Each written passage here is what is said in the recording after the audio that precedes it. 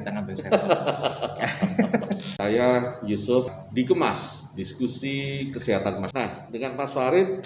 Selamat siang Mas Farid. Ya. Wah, luar biasa ini sepertinya. Salam sehat. Salam sehat. Oke, Bu ini apel manis, Bu ini lombok pedas. Kita ngambil sampel. Teori yang sulit misalnya kemudian dipermudah dengan cara gambar. Kita ngambil sampel. Kita ngambil sampel. Dari sekian itu berapa yang sudah tes? Nek diterangin ngono tok ya wis kuwi. Orang yang tidak terlibat soal itu gitu.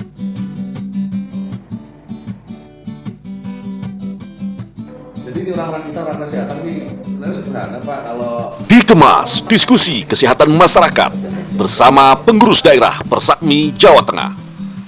Saya Yusuf di acara Dikemas diskusi kesehatan masyarakat.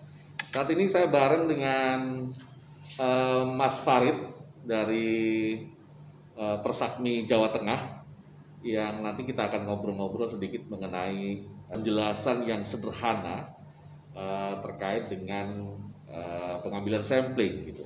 Nah, situasi saat ini yang dalam situasi pandemik seperti ini tentu kita harus punya banyak cara, punya banyak strategi untuk memberikan penjelasan kepada pihak-pihak lain atau taruhlah contoh dengan mahasiswa atau dengan masyarakat, karena pembelajaran saat ini kan tidak sedang tatap muka ya, artinya pembelajaran jarak jauh atau virtual.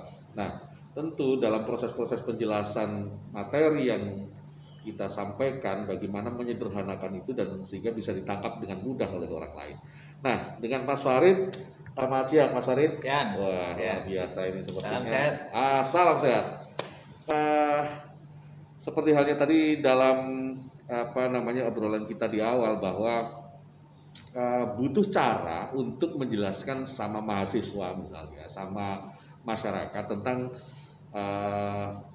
memvisualisasikan teori gitu. Orang kan seringkali kalau baca males gitu. Orang kalau baca itu butuh rujukan yang banyak gitu, butuh pendetail, butuh penangkapan yang mungkin bisa saja orang lain berbeda-beda, butuh guru dan lain sebagainya. Nah, tentu misalnya dalam pengambilan sampling misalnya Mas, bagaimana supaya masyarakat atau mahasiswa itu mudah menangkap penjelasan Mas Farid sebagai dosen atau sebagai akademisi, sebagai orang yang ditokohkan di masyarakat di dalam menjelaskan ke masyarakat bagaimana metode pengambilan sampling. Kira-kira selain kira-kira bagaimana teori itu kemudian bisa divisualisasikan gitu Mas Farid? Ada ide nggak Mas Farid? Ya. Jadi memang ada hal-hal itu yang mudah ditangkap kalau dia berbentuk visual. Jadi tidak hanya berupa tulisan, yang mana kalau tulisan itu penangkapannya mungkin agak sulit ya, atau agak berkurang. Membutuhkan beberapa kali membaca supaya kita mengerti teori itu. Nah, dengan visualisasi ini, dengan memberikan gambaran yang mudah ditangkap, yang mana kalau visual itu yang bekerja tidak hanya mata, tapi juga kadangkala penangkapan yang bersifat gambar itu lebih mudah dicerna. Nah, tentunya penggambaran ini tidak mudah ya, tidak mudah dalam arti tidak mudah membuatnya. Nah, justru tidak mudah membuatnya itu akan memudahkan orang lain. Jadi membuatnya sulit, tapi itu akan memudahkan orang lain untuk mengerti. Betul. Ya, seperti tadi. Ini langsung saya jelaskan sebagai contoh ya. Tadi pengambilan sampel. Dalam sebuah penelitian, pengambilan sampel itu penting. Kenapa kok penting? Pertama, satu tentunya kita ingin penelitian kita itu benar-benar menggambarkan apa yang ada di populasi kita. Kalau ini kita salah mengambil sampelnya, maka apa yang kita dapat juga salah. Itu satu. Kemudian yang kedua, yang sering menjadi hambatan tentunya masalah waktu. Kita waktunya pasti terbatas, penelitian itu terbatas dalam arti biasanya kita kalau adik-adik yang kuliah ya 1 semester 2 semester paling panjang. Atau kalau itu pekerjaannya yang terkait dengan penelitian di departemen-departemen biasanya 1 tahun. Walaupun ada yang multi years, tapi biasanya kontrak 1 tahun gitu. Jadi ada keterbatasan waktu, juga ada keterbatasan dana. Kita nggak mungkin ngambil seperti penelitian yang ada di sensus misalnya, atau survei-survei yang besar nasional, SDKI itu kan besar sekali. Nah itu tidak mungkin. Jadi ada keterbatasan waktu, ada keterbatasan anggaran, tetapi tetap harus terwakili. Sehingga ini perlu strategi, yaitu dengan mengambil sampel tadi. Nah sampel itu bagaimana sih untuk memvisualisasinya? Nah contoh untuk visualisasi. Misalnya bapak ibu adik-adik pasti pernah ke pasar, pernah penjualnya menawarkan, ibu bapak ayo diincipi, ini jeruk saya manis apa enggak sih? Nah si penjual pasti bilang begitu, dan pasti si penjual bilang, bu ini jeruk manis, bu ini apel manis, bu ini lombok pedas gitu ya. Kalau lombok jarang kita ngambil sampel. Ya, pasti penjual ngeklaim bahwa dagangannya adalah dagangan yang manis dan sebagainya. Nah, kemudian si pembeli mencoba, dia kan pasti mencoba. Pasti bapak ibu pada saat memilih, katakanlah jeruk ya, memilih jeruk, pasti bapak ibu melihat itu semua milih yang kuning. Nah ini kuning ini pasti manis. Berarti harus ada indikatornya dulu mas ya, indikator samplingnya itu ya. Yang bagus, misalnya jeruk, yang manis itu yang kayak apa gitu dulu kan ya? Itu kalau di dalam teori itu namanya kriteria inklusi. Oke, kriteria inklusi. Nah, tapi kalau di pasar tadi jeruk, apa di otak kita sudah tertanam bahwa kalau jeruk yang manis itu pasti yang sudah matang. Yang sudah matang itu ditunjukkan warnanya kuning salah satunya ya. Nah, kemudian kita ngambil satu setelah di otak kita bekerja untuk memilih yang kuning tadi. Setelah kita ambil satu, kita buka, kita icipi. Ternyata jeruk yang kita ambil itu tidak manis. Nah, itu pasti kan kita nggak enak sama yang jual. Betul. Pak ini jeruknya tidak manis. Nah, coba ibu dicoba yang lain. Kita coba. Nah ternyata dari sekian nyoba itu lebih banyak yang manis. Nah ini artinya kita memilih supaya dapat yang manis tidak cukup satu. Bisa jadi satu itu tidak manis. Bisa jadi yang satu aja bisa jadi manis, tapi yang lain, itu jeruk sak keranjang. Kita ngicipinya satu. Nah tentunya itu sangat acak sekali. Jeruk itu ada yang manis, ada yang tidak. Tapi dengan mengambil beberapa, kemudian kita menyimpulkan bahwa ternyata jeruk ini manis seperti apa yang diklaim oleh penjual. Nah, ini di dalam penelitian itu namanya sampling. Kemudian nanti berapa banyak yang harus diambil? Nah, itu kita harus merujuk pada penelitian-penelitian, pada buku-buku yang sudah ada. Tapi penggambarannya seperti itu. Jadi menarik mas ya, kalau kemudian dalam metode atau proses pembelajaran yang online gitu ya, itu dosen gitu ya, atau narasumber gitu, itu mempunyai metode pembelajaran dalam visualisasi kayak gitu tadi ya, gitu. Karena orang kemudian akan mudah menangkap.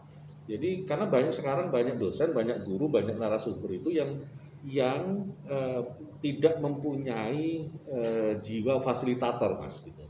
Kalau fasilitator kan sebenarnya mempermudah ya, mempermudah. Jadi teori yang sulit misalnya kemudian dipermudah dengan cara gambarannya seperti ini gitu. Nah ini sepertinya menarik untuk mempermudah penangkapan orang lain atau penangkapan masyarakat.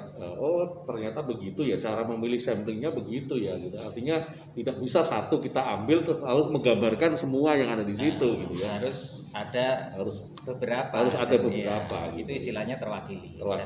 Ya, oke. Mas, itu kalau kemudian samplingnya dari beberapa itu. Kalau waktunya Mas, waktu itu juga mempengaruhi enggak?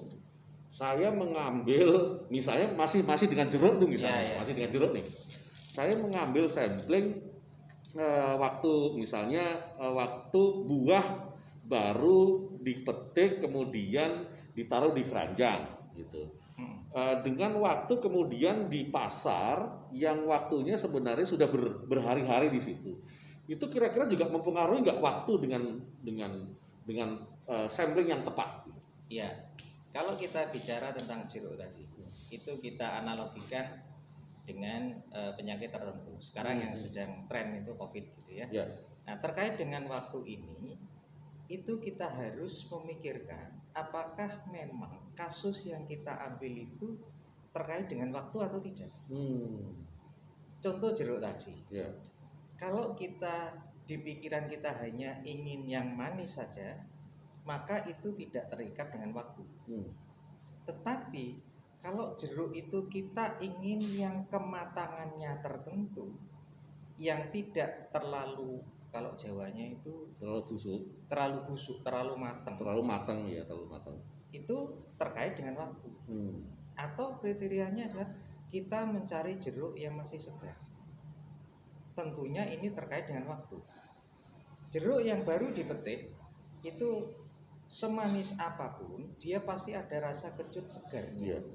Berbeda dengan jeruk ini kalau sudah menginap. Menginapnya misalnya karena distribusi. Jeruk dari Wonosobo misalnya dibawa ke Semarang itu distribusi butuh 1 malam. Tentunya ini akan berbeda dengan jeruk pada saat dia baru dipetik. Jadi kalau kita bawa ke teori sampling tadi, apakah kasus yang kita pelajari itu terkait dengan waktu atau tidak? Kalau itu terkait dengan waktu, maka harus ditentukan waktunya.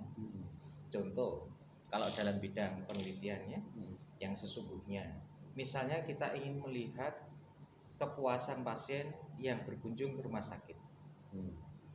Antara pasien yang datang hari Senin dengan datang hari Selasa pasti berbeda.